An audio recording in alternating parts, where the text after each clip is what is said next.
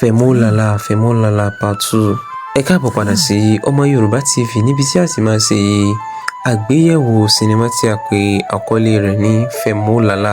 Fẹ̀mọ́làlà jẹ́ sinimá tí ó sọ nípa ọkùnrin. Ó tiẹ̀ jẹ́ pé gbogbo ọkùnrin kọ́ ni ó fi ń wúrú wà yìí.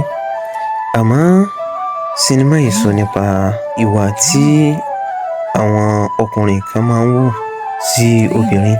Bó tiẹ̀ jẹ́ pé lọ́pọ̀lọpọ̀ ìgbà ẹkún ni ó máa ń bá kún wá. Torí kí ẹlòmíì tó bẹ̀rẹ̀ sí wo irú ìwà yìí, ó lè ti jẹ́ kó ní tí obìnrin náà sì fún òun náà kí ó tó wúrú wà yìí. Àmọ́ bó tiẹ̀ jẹ́ pé kò ń ṣe ìwà gidi, bí èwo ni kó bóbìnrin ní nǹkan papọ̀ kó tó máa ṣe fídíò rẹ̀ láti máa fi blackmail ní àbí gba owó lọ́wọ́ rẹ̀. Ìwà ibi àti ìwà àgbèrè yìí ni ó já Fẹ́mi lọ́wọ́.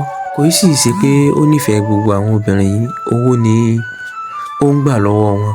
Tí ó fi dé orí Sayọ̀ tí ó fẹ́ ṣe ìgbéyàwó pẹ̀lú rẹ̀ nítorí owó ni, kì í ṣe nítorí ìfẹ́ kan tí ó ní sí i. Ìyá Sayọ̀ yarí pé kò lè fẹ́ ọmọ òun, àmọ́ òun àti ìyá yìí ti ní nǹkan papọ̀ síwájú kí ó tó pàdé Sayọ̀. Fídíò ìyá yìí tí ó ṣe ni ó fi ń blackmail rẹ̀ tí ó sì ìyá yìí ó sì ní choice àfi kí ó gbà kí ó fẹ́ ọmọ rẹ̀. Àmọ́ ní ọjọ́ ìgbéyàwó ni àṣírí Fẹ́mi tú sí Sayọ̀ lọ́wọ́ níbi tí ó ti ń ṣe oní ẹni mẹ́rin papọ̀ ní orí ibùsùn hòtẹ́ẹ̀lì tí ìyàwó àti àwọn fámìlì ti fẹ́ ṣe wedding. Ilé yìí sì fà á tí wedding fi dàrú. Àmọ́ lẹ́yìn ọ̀rẹ́ yìí ni Fẹ́mi tún wá bá ìyá Sayọ̀ tí í ṣe ìyá ìyàwó pé kó sọ fún ọmọ rẹ̀ bí àwọn ó sì ṣe wedding, pé tí ò bá lè jẹ́ kí ọmọ rẹ̀ ó fẹ́ òun ó dá gbogbo fídíò rẹ̀ sí ayé tí àwọn èèyàn ó sì wò.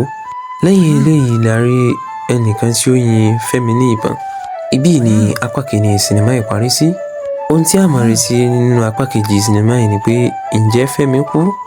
Ṣé Sayọ̀ padà mọ̀ pé Fẹ́mi ti bá ìyá òun ní àsìkò rí? Kí ni ó sì gbẹ̀yìn ẹni tó yin Fẹ́mi ní ìbọn yìí? Gbogbo eléyìí ni a máa retí ní apá kejì sinimá yìí. Bákan náà ẹ máa retí apá kejì sinimá yìí ní kò pẹ́. Ó dìgbà kan náà.